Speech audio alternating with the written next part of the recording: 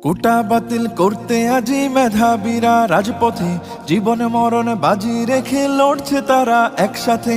কোটা বাতিল করতে আজি মেধাবীরা রাজপথে, জীবন মরণ বাজি রেখে লড়ছে তারা একসাথে।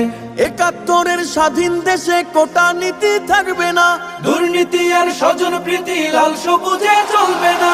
জাগো জাগো সবাই জাগো, আর থেকো না নিদ্রাতে।